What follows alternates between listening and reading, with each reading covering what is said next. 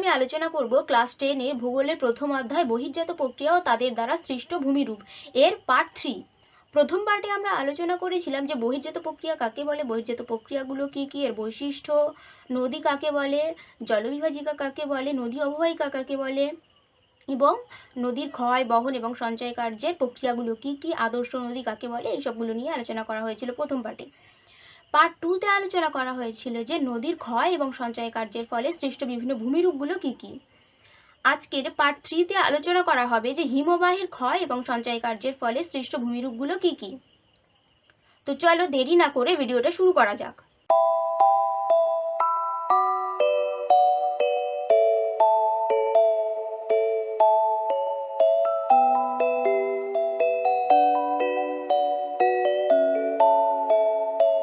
তো আজকের আলোচনার আমার প্রথম টপিক হচ্ছে হিমবাহ কাকে বলে। তো দেখো, যখন পর্বতের একেবারে শিখরে, যেখানে তাপমাত্রা সাধারণত হিমাঙ্কের নিচে থাকে, সেখানে জল জমে সাধারণত বরফে পরিণত হয় এবং সেই বরফের চাই বা স্তূপ যখন মাধ্যাকর্ষণ শক্তির প্রভাবে বা পর্বতের ঢাল অনুসারে, পর্বতের ঢাল বেয়ে উপর থেকে নিচের দিকে যখন প্রবাহিত হয়, যে চলমান বরফের স্তূপ, এই চলমান বরফের স্তূপগুলোকে বলা হয় হিমবাহ। অর্থাৎ চলমান বরফের স্তূপগুলোকে আমরা কি বলে থাকি? সেগুলোকে বলে থাকি হিমবাহ। দেখো, পর্বতের উপর থেকে যখন হিমবাহ উপর থেকে নিচের দিকে প্রবাহিত হয়, তখন পার্শ্বক্ষয় এবং অবঘর্ষজনিত ক্ষয়কার্যের ফলে নদীর হিমবাহ যখন পর্বতের উপর থেকে নিচের দিকে প্রবাহিত হয়, তখন পার্শ্বক্ষয় এবং অবঘর্ষজনিত ক্ষয়কার্যের ফলে এটা অনেকটা হাতল ছাড়ার ডেক চেয়ারের মতো এক ধরনের ভূমিরূপের সৃষ্টি হয়, যাকে আমরা শাখ বা কড়ি বলে থাকি। এই ধরনের ভূমিরূপকে আমরা শাখ বা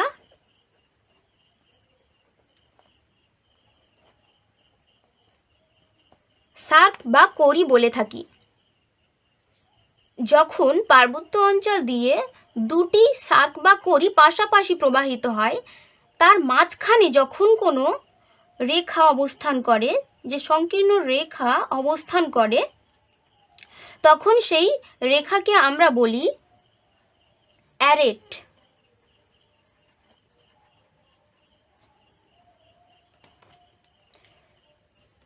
এই ধরনের রেখাকে আমরা বলি অ্যারেট। অর্থাৎ দুটো শাখ বা কড়ির মাঝখানে যে সরু বা সংকীর্ণ রেখা অবস্থান লক্ষ্য করা যায় পার্বত্য অঞ্চলে, সেটাই হচ্ছে অ্যারেট। যখন কোনো পর্বতের চারিদিক থেকে 3-4টে শাখ বা কড়ি পরস্পর প্রবাহিত হয় পর্বতের চারিদিক থেকে, তখন পর্বতের একেবারে এই শিখর দেশকে, পর্বতের একেবারে মাথার উপরের যে অংশ, তাকে আমরা বলি পিরামিড চূড়া।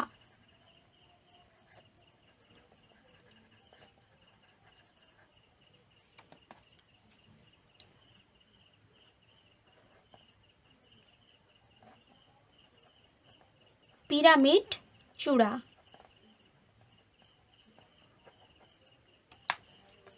অর্থাৎ যখন পর্বতের চারিদিক দিয়ে শাখ বা কড়িগুলো প্রবাহিত হয়, তার মাথার দিকের অংশটাকে বলা হয় পিরামিড চূড়া। এবার দেখো, পার্বত্য উপত্যকা দিয়ে যখন হিমবাহগুলো প্রবাহিত হয়, তখন হিমবাহর প্রবাহপথে যদি কোনো পাথর এসে বা নুড়ি কাকড় এসে উপস্থিত হয়, তখন সেগুলোকে ক্ষয় করে যখন হিমবাহ প্রবাহিত হয়, তখন সেই ক্ষয়প্রাপ্ত স্থানগুলো অনেকটা দেখতে ত্রিভুজের মতো হয়। এই ধরনের ভূমিরূপগুলোকে বলা হয় কর্তিত শৈলশিরা। ধরনের ত্রিভুজাকৃতির ভূমিরূপগুলোকে বলা হয় কর্তিত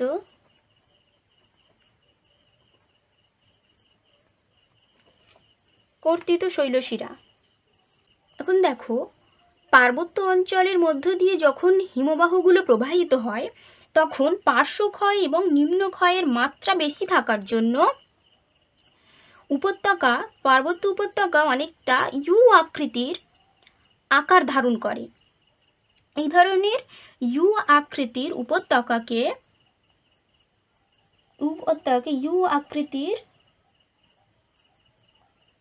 এই ধরনের ক্ষয়প্রাপ্ত উপত্যকাকে ইউ আকৃতির উপত্যকা বা হিমদ্রোণী বলে।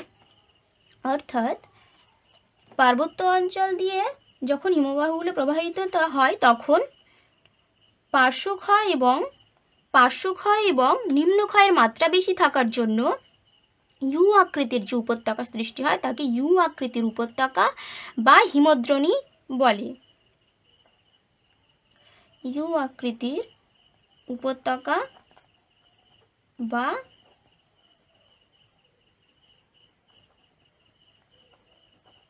হিমদ্রোণী বলে। হিমবাহের ক্ষয়কার্যের ফলে আরও এক ধরনের ভূমিরূপ সৃষ্টি হয়, সেটা এবার দেখো। পার্বত্য অঞ্চলে যখন মূল হিমবাহটা প্রবাহিত হয় এবং তার উপরে শাখা হিমবাহগুলো যখন এসে মেশে, এই মূল হিমবাহের প্রবাহপথের সঙ্গে যখন শাখা হিমবাহগুলো এসে মেশে তখন শাখা হিমবাহগুলো মূল হিমবাহের প্রবাহের উপর অনেকটা ঝুলন্ত অবস্থায় অবস্থান করে। এই ধরনের ভূমিরূপকে বলা হয় ঝুলন্ত উপত্যকা।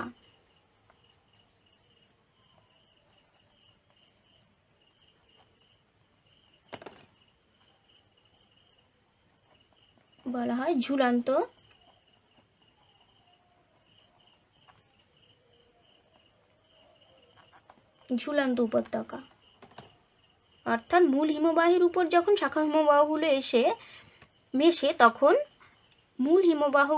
মূল হিমবাহের উপর শাখা হিমবাহগুলো ঝুলন্ত অবস্থায় দেখতে পাওয়া যায়। এই জন্য এই ধরনের উপত্যকাগুলোকে বলা হয় ঝুলন্ত উপত্যকা। এখন দেখো, হিমবাহ যখন প্রবাহিত হয় এবং হিমবাহের প্রবাহ পথে যখন কোনো কঠিন শিলা এসে অবস্থান করে তখন হিমবাহ তখন সেই শিলাখণ্ডটির সম্মুখভাবে সামনের দিকটাতে অবঘর্ষজনিত ক্ষয়কার্যের ফলে মসৃণ থেকে যায় এবং এই শিলার বিপরীত দিকে হিমবাহ উৎপাটনজনিত ক্ষয়কার্যের ফলে বেশি ক্ষয়প্রাপ্ত হয়।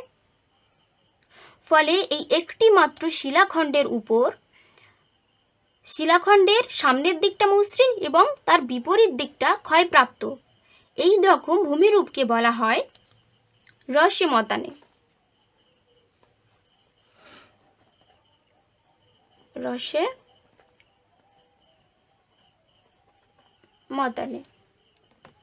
আবার যখন হিমবাহের প্রবাহ পথে কোনো শক্ত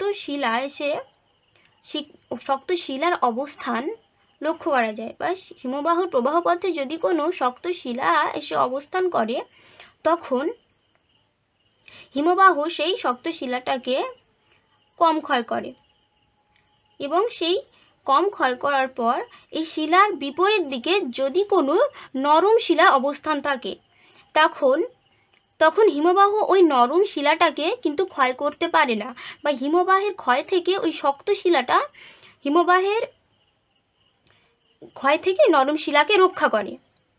এই জন্য এই শক্ত শিলাটাকে বলা হয় ক্রাক এবং এই নরম শিলাটাকে বলা হয় টেল।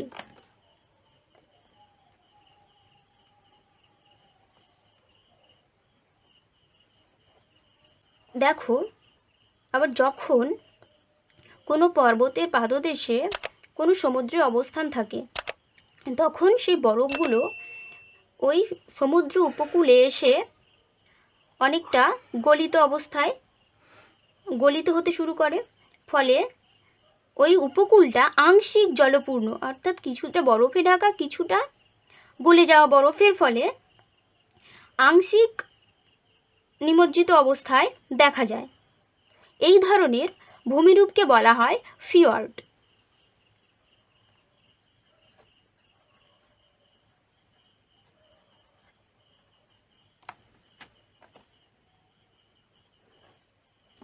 অর্থাৎ পর্বতের পাদদেশে যখন কোনো সাগর থাকে, তখন ওই হিমবাহগুলো এসে ওই সমুদ্র উপকূলে এসে কিছুটা গলিত অবস্থায় থাকে আর কিছুটা বরফে অবস্থায় থাকে। তখন ওই সমুদ্র উপকূলটা আংশিক নিমজ্জিত অবস্থায় থাকে। এই ধরনের উপকূলকে বলা হয় ফিয়র্ড উপকূল। এতক্ষণ আমরা আলোচনা করলাম হিমবাহের ক্ষয়কার্যের ফলে সৃষ্ট বিভিন্ন ভূমিরূপগুলো। এবারে আমরা আলোচনা করব হিমবাহের সঞ্চয় কার্যের ফলে সৃষ্ট বিভিন্ন ভূমিরূপগুলো। হিমবাহের সঞ্চয় কার্যের ফলে সৃষ্ট ভূমিরূপগুলোর মধ্যে প্রথম ভূমিরূপ হলো যখন হিমবাহ পার্বত্য অঞ্চল থেকে প্রবাহিত হয়ে আসে, তখন হিমবাহের সঙ্গে সঞ্চিত হয়ে আসা যে সমস্ত নুড়ি বালি কাঁকরগুলো আসে এবং যখন সেগুলো গলে জলে পরিণত হয়ে যায়, তখন সেই বরফের মধ্যে থাকা নুড়ি বালি কাঁকরগুলো পর্বতের গা ধরে সঞ্চিত হয় এবং তার মাঝখান দিয়ে দুটো পর্বতের দুই পাশ দিয়ে সঞ্চিত হবার ফলে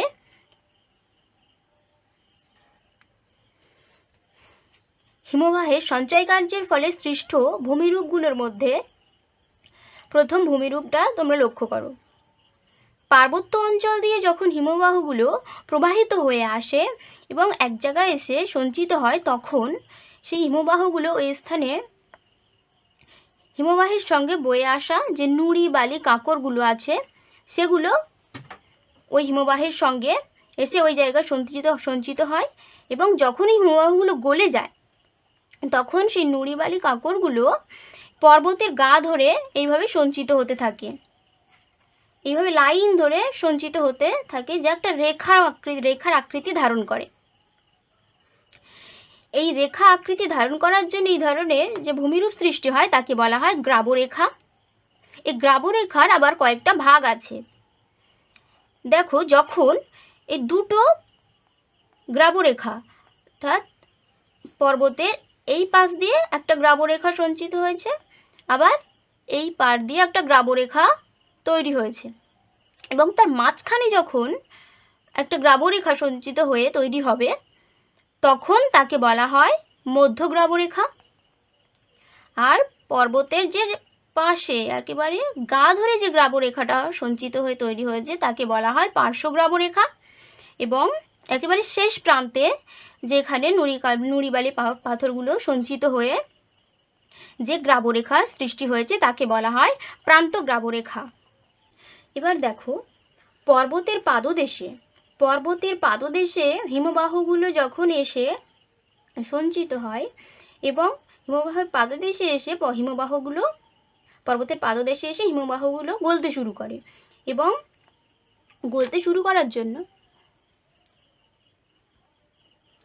এবার দেখো, পর্বতের পাদদেশে হিমবাহগুলো এসে যখন সঞ্চিত হয়, তখন হিমবাহের সঙ্গে যে বয়ে আসা নুড়ি পলি কাঁকর ইত্যাদি ওই পর্বতের পাদদেশে এসে সঞ্চিত হয়, এবং সঞ্চিত হতে হতে একসময় উল্টানো নৌকা বা ডিমের অর্ধেক আকৃতির ভূমিরূপের সৃষ্টি হয়। এই ধরনের ভূমিরূপকে বলা হয় ড্রামলিন।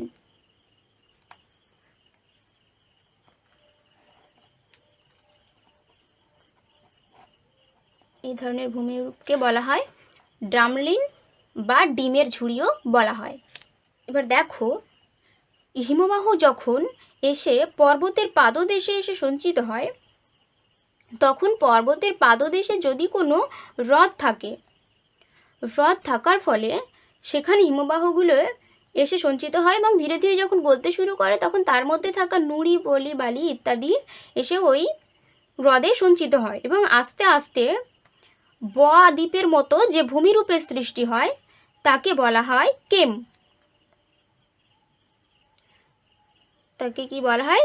সেই ধরনের ভূমিরূপগুলোকে বলা হয় কেম।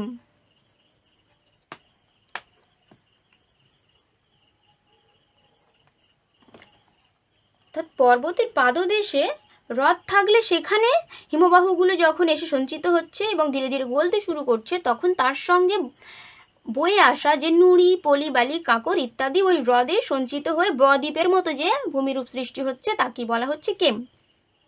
আবার দেখো, যখন পার্বত্য হিমবাহ যখন পর্বতের পাদদেশে এসে সঞ্চিত হয় তখন সেগুলো আস্তে আস্তে গলতে শুরু করে এবং গলতে শুরু করার ফলে তার মধ্যে থাকা যে নুড়ি, পলি, বালি, কাঁকর ইত্যাদি সেগুলো সঞ্চিত হয়ে যে শৈলশিরার মতো আকৃতির ভূমিরূপ, শৈলশিরার মতো আকৃতির যে ভূমিরূপের সৃষ্টি করে সেই ভূমিরূপগুলোকে বলা হয় এস্কার।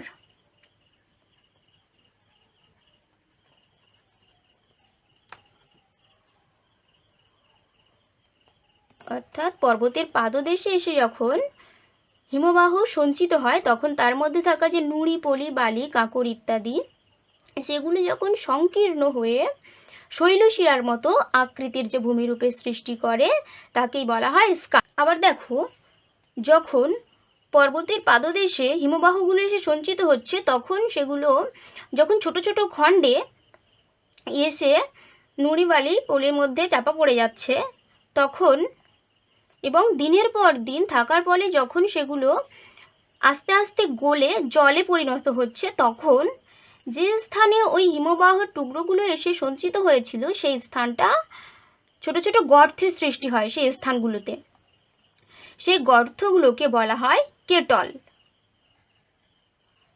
সেই গর্তগুলোকে বলা হয় কেটল।